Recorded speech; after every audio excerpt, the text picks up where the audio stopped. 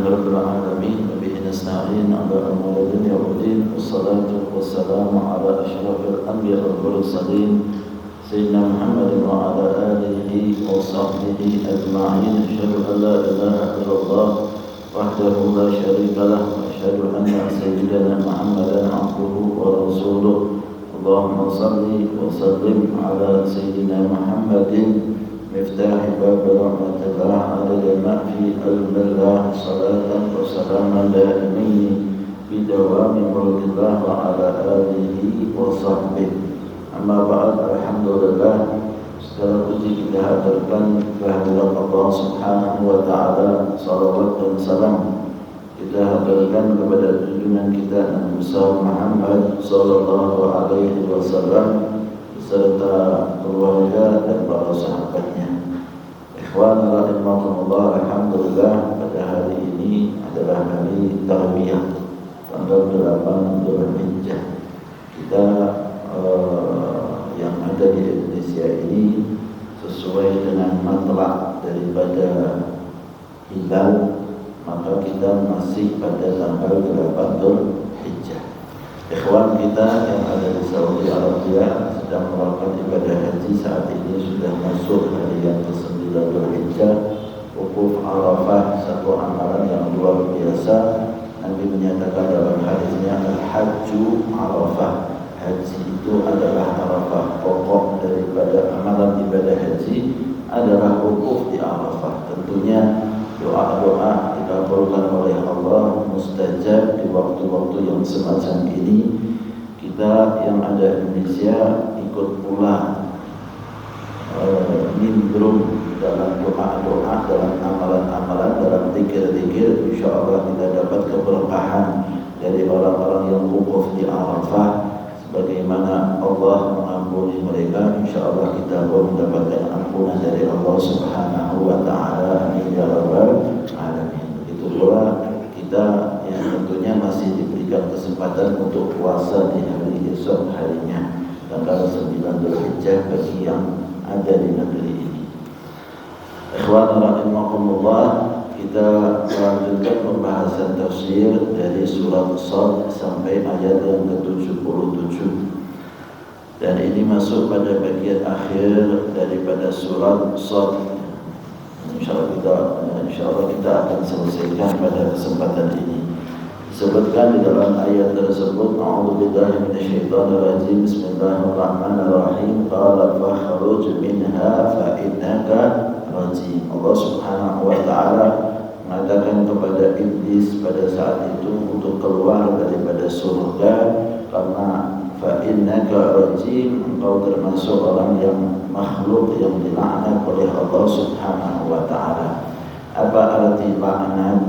Laknat itu adalah keluar daripada kebaikan, ya, keluar daripada rahmatnya Allah Subhanahu wa taala. Maka disebutkan di sini fa innaka rajim ay la'inun madrudun min kulli khairin wa karamatin, terusir daripada semua kebaikan dan semua kemuliaan. Ikhwan rahimakumullah, ayat ini tentunya masih berkaitan dengan ayat-ayat yang sebelumnya. Tatkala Allah Subhanahu wa taala ciptakan Nabi Allah Adam alaihi salam, lalu Allah perintahkan para malaikat untuk sujud kepada Nabi Adam alaihi salam, maka mereka pun sujud semuanya kecuali iblis. Maka Allah bertanyakan, ya iblis, ma mana'aka an tasjuda lima khalaqtu biyadayya istakbarta am kunta minal 'alin.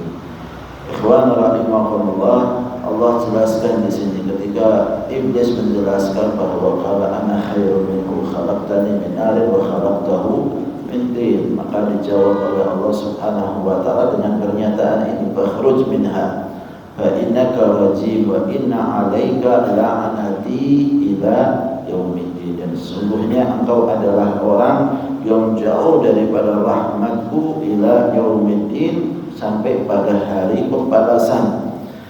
Hari seseorang akan mendapatkan balasannya kelak nanti di yaumul qiyamah, ya. Dan itu adalah satu hal yang menunjukkan kehinaan makhluk Allah Subhanahu wa taala mendapatkan laknat. Maka satu hal pembelajaran bagi kita bahwa kita ini tidak diperbolehkan untuk mengumbar-umbar laknat. Sehingga setiap kali kita mendapati orang yang tidak sesuai dengan kita, langsung kita katakan engkau dilaknat ya. Atau suatu hal yang semacam itu. Syariat tidak diperbolehkan kita ini mudah untuk mengucapkan laknat kepada orang lain, karena sesungguhnya ungkapan semacam ini adalah ungkapan yang besar di sisi Allah Subhanahu wa Ta'ala. Ketika seseorang melontarkan laknat kepada yang lain, maka ungkapan tersebut naik kepada Allah Subhanahu wa Ta'ala dan dilihat apakah orang yang kita sebutkan itu layak untuk dapatkan laknat atau tidak. Ketika dia memang layak untuk dapatkan laknat, akan tertuju kepadanya. Tapi apabila ternyata tidak, maka akan kembali kepada orang yang mengucapkannya. Kapan seseorang itu layak untuk dapat laknat dari Allah? Ketika mati dalam keadaan kafir, itu layak. Tapi kalau mereka adalah saudara kita kaum muslimin, maka bagaimana bisa semacam itu? Khawatirnya ungkapan-ungkapan itu malah kembali kepada diri kita sendiri dan akhirnya tertuju kepada kita, semacam itu. Sehingga ini satu pembahasan yang sangat besar. Tidaklah mudah kita ini mengungkapkan laknat kepada orang, dan kita tidak bisa menyatakan bahwa orang itu mati dalam keadaan kafir kecuali ada nas daripada Al-Quran ataupun hadis Rasul Sallallahu Alaihi Wasallam. Itu saja.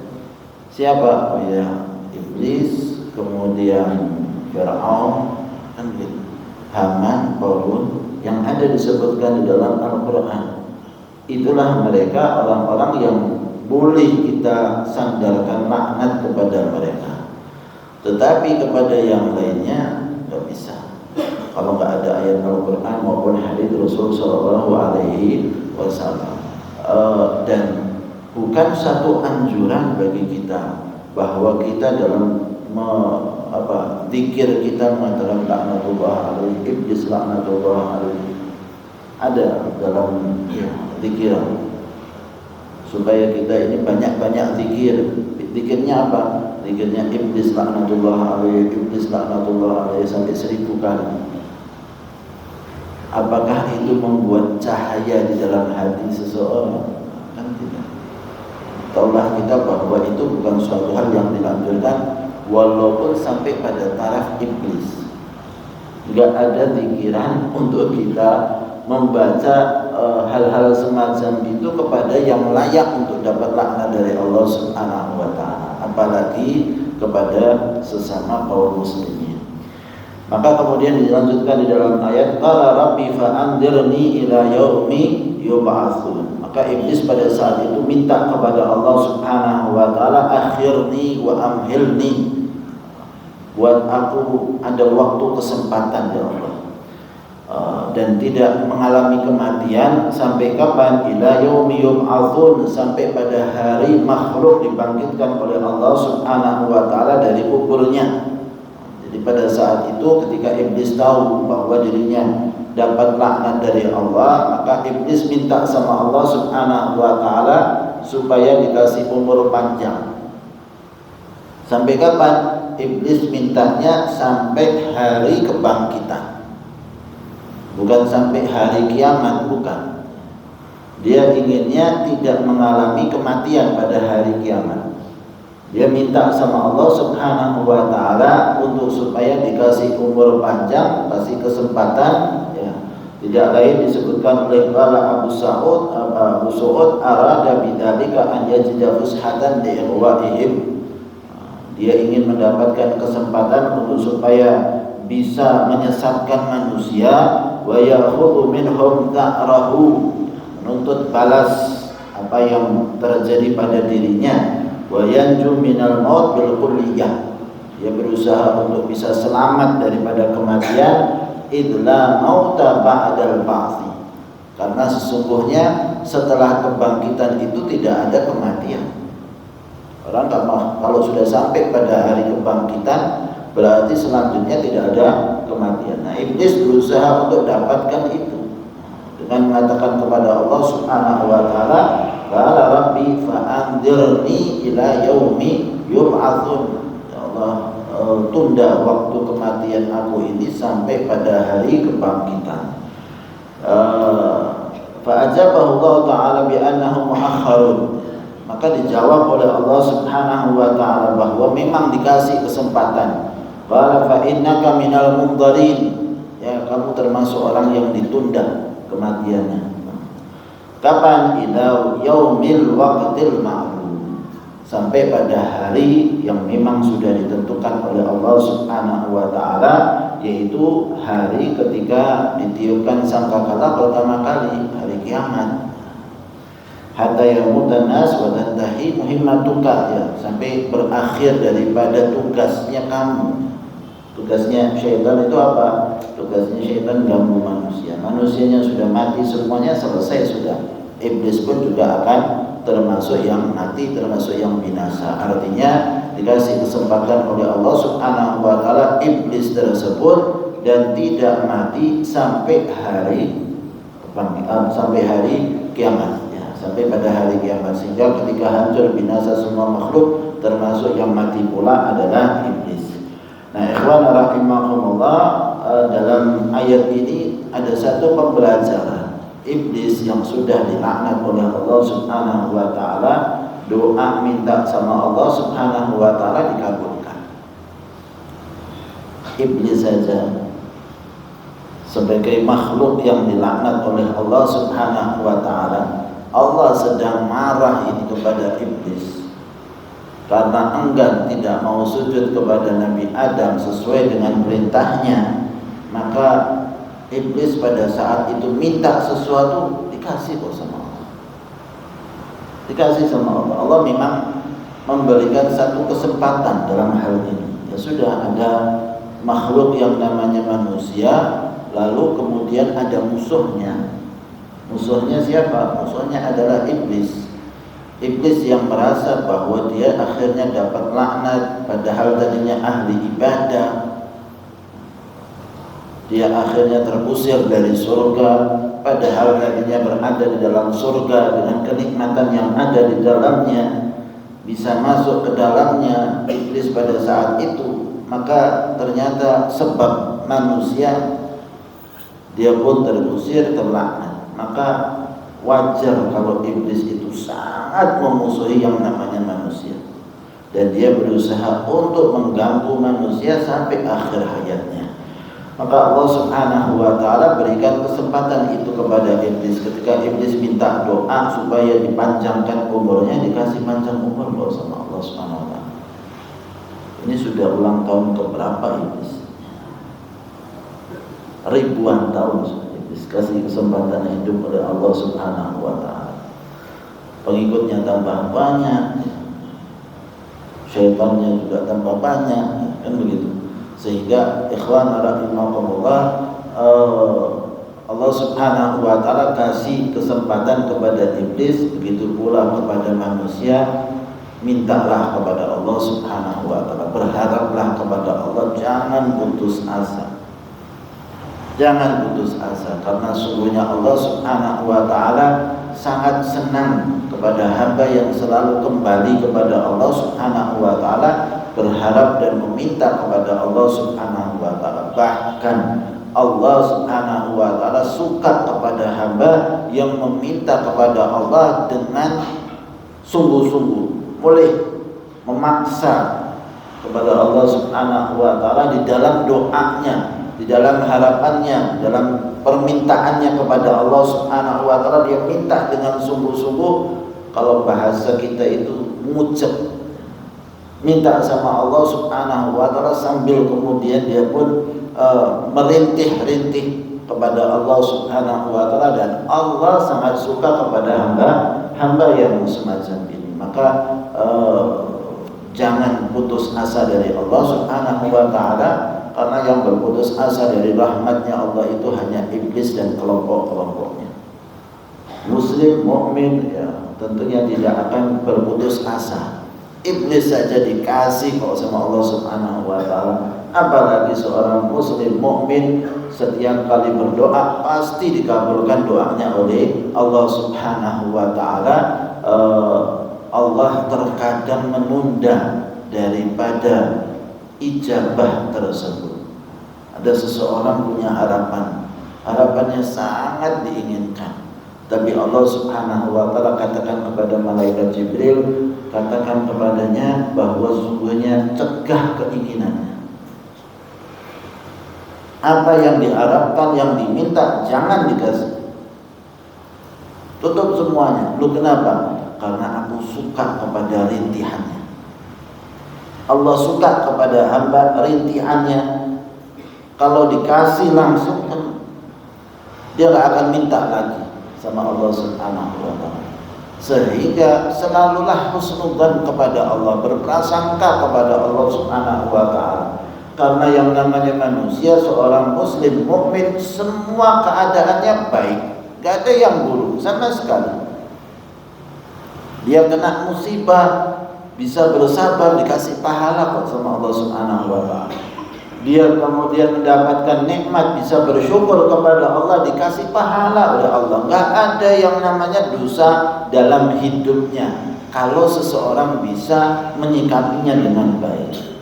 Sehingga ketika dia merasa bahwa dirinya punya harapan, punya keinginan, minta sama Allah. Karena sesungguhnya kita ini gak dipentingkan hajatnya terkabul atau tidak. Itu bukan yang dipentingkan itunya, tapi yang dipentingkan adalah berdirinya kita di hadapan pintu Allah Subhanahu wa taala. Itu sudah termasuk sesuatu amalan yang besar. Maka dalam hadits kan disebutkan doa mukhul ibadah. Doa itu adalah otaknya ibadah.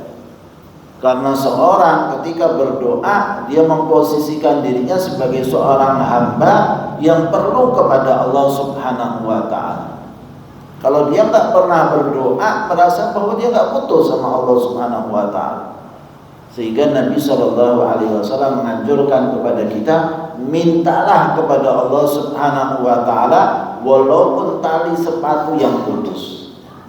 Tali sepatu yang putus hanya untuk perkara yang semacam itu, uangnya sudah ada di sini, sudah ada di kantong, mampu untuk dia beli, tapi minta kepada Allah, menunjukkan ketergantungan hamba kepada Allah Subhanahu wa ta'ala. Maka disebutkan di dalam ayat yang selanjutnya, qala fa bi'izzatika la ughwiyannahum ajma'in illa ibadaka minhumul mukhlasin. Iblis kemudian mengatakan, ya Allah, bersumpah atas nama Allah Subhanahu wa ta'ala dengan kemuliaan-Mu ya Allah, la ughwiyannahum ajma'in, la udhillanna bani Adam ajma'in. Aku akan sesatkan seluruh anak cucu Adam ajma'in, semuanya. Iblis bersumpah kepada Allah Subhanahu wa ta'ala bahwa dia akan berusaha untuk memberikan kesesatan kepada manusia dengan berbagai macam caranya. Illa ibadaka minhumul mukhlasin, kecuali hamba-Hamba-Mu ya Allah yang telah Engkau murnikan ibadahnya kepada Engkau. Ada hamba-hamba al-mukhlasin. Al-mukhlasin itu dibuat ikhlas oleh Allah, bukan hamba-hamba al-mukhlisin yang ikhlas sama Allah, bukan. Tapi ayatnya mengatakan illa ibadaka minhumul mukhlasin. Sehingga memang segala sesuatu itu adalah ketentuan Allah Subhanahu wa ta'ala. Ada hamba-hamba yang memang dijaga oleh Allah Subhanahu wa ta'ala dari berbagai macam gangguan.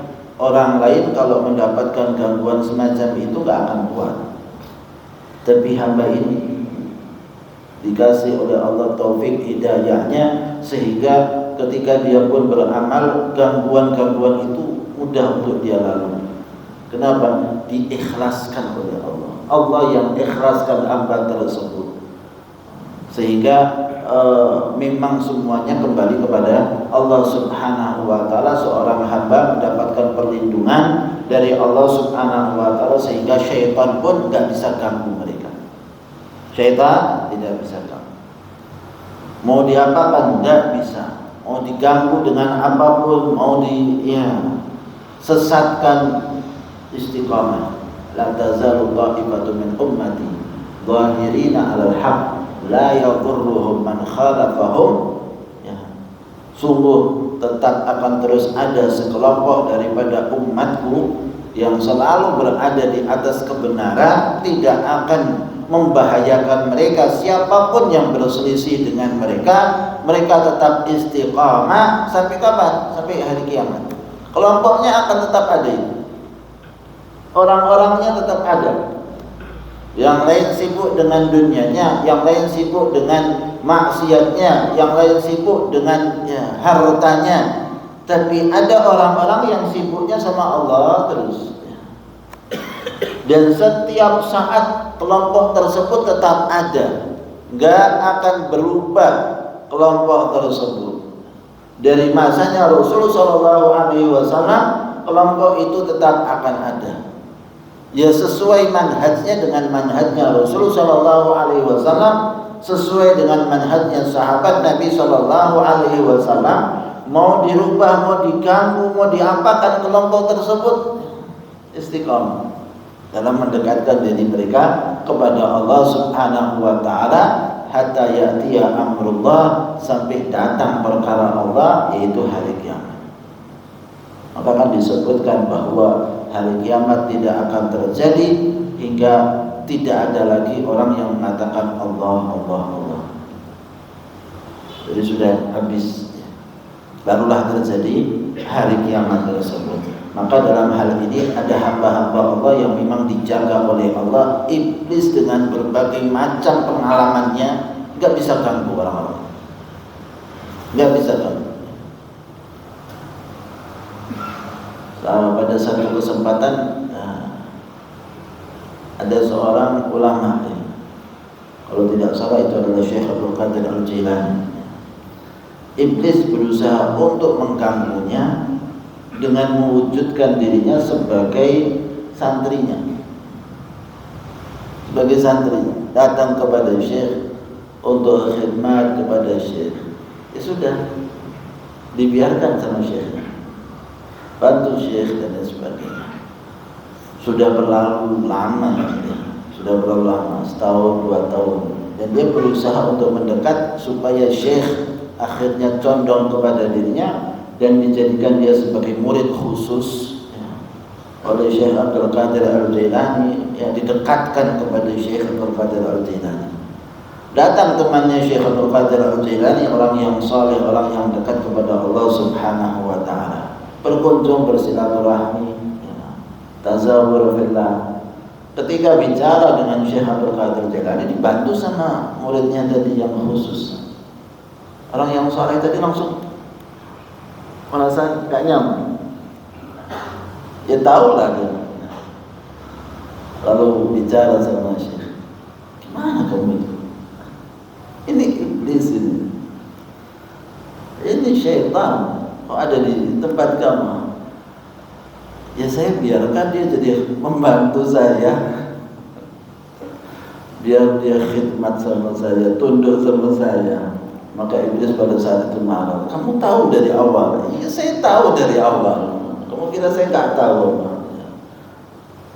Biarkan dalam keadaan dia berkhidmat sama Syekh Abdul Qadir Al-Jilani berlama-lama. Penampakan syaitan iblis dalam wujud manusia sudah ada ya di masanya Rasul Sallallahu Alaihi Wasallam. Dengan Anda heran itu. Dan dia akan berusaha untuk mengganggu orang dengan berbagai macam cara, menampakkan diri dalam wujud manusia, sebagaimana riwayat Abu Hurairah yang kita tahu dalam kisah semacam itu. Selama 3 hari bicara dan jumpa dengan Abu Hurairah, maka Rasul mengatakan, kamu tahu nggak selama ini kamu bicara sama siapa? Sama siapa? Iblis. yang datang kepada kamu dalam wujud manusia, dan itu sudah ada di masa Rasul sallallahu alaihi wasallam. Maka ikhwan rahimakumullah, iblis akan usaha untuk mengganggu manusia dan tidak ada rasa putus asa. Terus semacam itu. Ya, kecuali orang-orang yang memang sudah dibuat oleh Allah, diikhlaskan oleh Allah Subhanahu wa taala, sebagaimana yang disebutkan di dalam ayat qala fal haqqu wal haqqa aqul la anna jahannama minka wa mimman tabi'aka minhum ajma'in. Ya, ketika Allah janjikan kepada manusia, kepada iblis janji kepada Allah untuk sesatkan, maka Allah Subhanahu wa taala katakan, aku pun bersumpah bahwa sesungguhnya setiap orang yang diganggu oleh syaitan dan kemudian dia itu akhirnya bermaksiat kepada aku pun bersumpah akan memberikan ampunan setiap kali dia datang kepada aku. Syaitan iblis ganggu manusia, akhirnya orang itu bermaksiat kepada Allah Subhanahu wa taala, maka Allah katakan, aku akan ampuni selama dia datang sama. Jadi jangan khawatir seseorang itu tertipu oleh syaitan pada satu saat sehingga bermaksiat, jangan malu untuk kembali kepada Allah, karena Allah nyatakan bahwa sesungguhnya aku Allah Subhanahu wa taala akan mengampuni hamba itu selama dia datang sama. Tinggal kitanya mau datang tak sama Allah Subhanahu wa taala, minta ampunan kepada Allah, maksiat lagi, datang lagi sama Allah Subhanahu, datang lagi sama Allah Subhanahu wa taala. Untuk apa? Ya minta ampunan. Mau minta ampunan lagi kepada siapa kalau enggak minta kepada Allah Subhanahu wa taala? Maka kemudian Allah jelaskan di dalam ayat qala fal haqqu wal haqqa aqul la amla anna jahannama minka wa mimman tabi'aka minhum ajma'in. Maka Allah Subhanahu wa taala bersumpah akan memenuhi daripada neraka jahanam dengan siapa? Minka, dengan engkau wahai iblis, wa mimman tabi'aka, dan orang-orang ataupun makhluk-makhluk yang mengikuti engkau. Jadi semua itu dalam mengikuti. Neraka jahanam itu Allah sudah siapkan untuk siapa? Yang mengikuti syaitan, yang mengikuti iblis.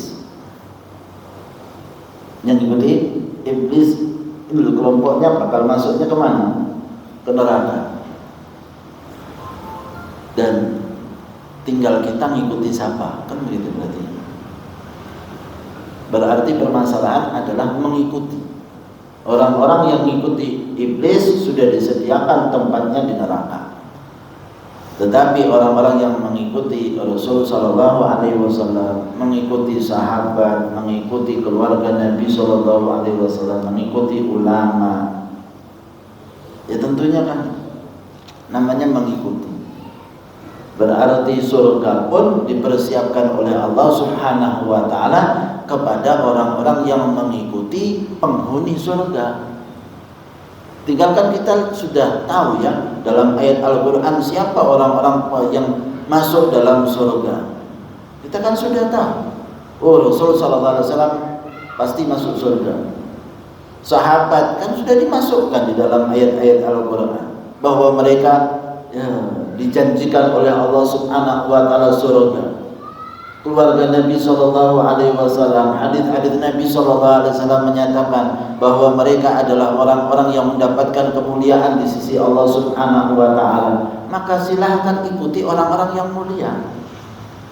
Mengikuti orang-orang penghuni surga, mengikuti orang-orang yang sudah menjalaninya sebagaimana yang disebutkan di dalam ayat Al-Qur'an. Allah subhanahu wa ta'ala wa rasulah faulaika ma'al ladzina an'ama Allahu 'alaihim minan nabiyyina was-siddiqina wasyuhada'i was-shalihin. Orang-orang saleh inilah yang kemudian kita ikuti mereka supaya apa? Supaya kita jalannya ikut bersama dengan mereka.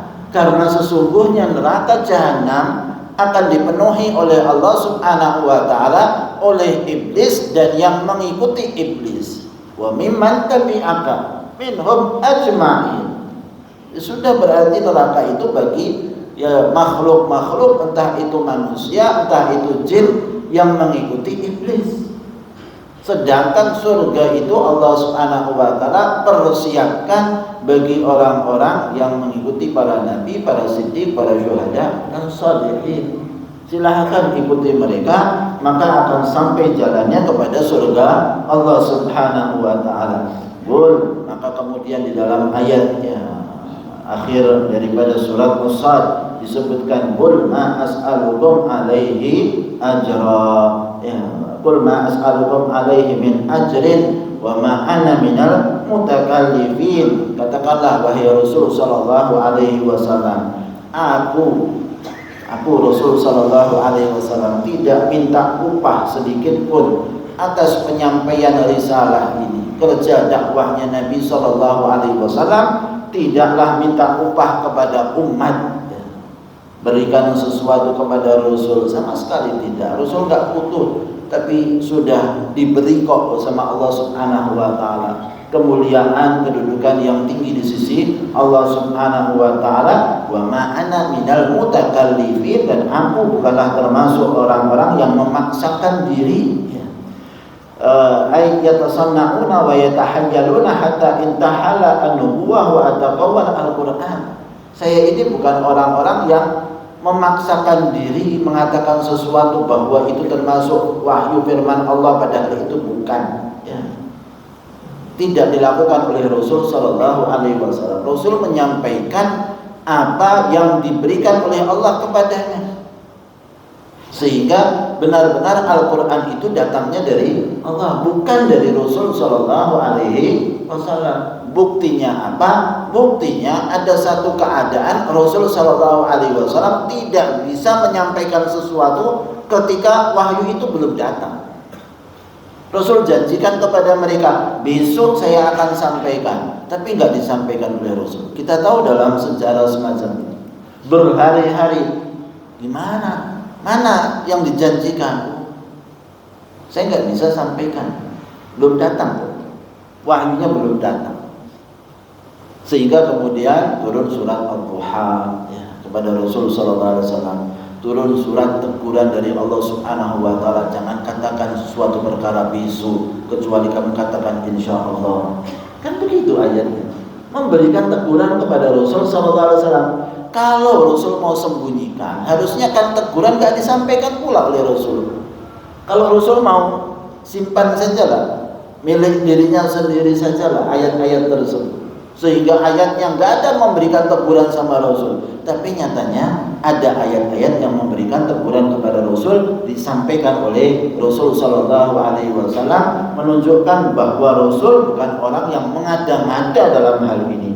In huwa illa dzikrun lil alamin. Ini adalah satu peringatan bagi alam semesta, bagi manusia, jin dan orang-orang yang berakal. Wala ta'lamunna naba'ahu ba'da hin. Maka sesungguhnya kalian akan mengetahui kebenaran apa yang aku sampaikan ini dalam waktu dekat. Dekat sekali. Kapan? Waktu mati. Kullu atin qarib, ya. Segala sesuatu itu adalah dekat. Mati itu akan datang, berarti sangat dekat kepada seorang hamba, sehingga ketika seorang kemudian melihat kematiannya, maka berarti dia melihat kebenaran apa yang dibawa oleh Rasul sallallahu alaihi wasallam. Semoga Allah Subhanahu wa taala berikan kepada kita ilmu, berikan kepada kita keyakinan yang besar hingga membawa kepada kematian yang husnul khatimah. Amin amin ya rabbal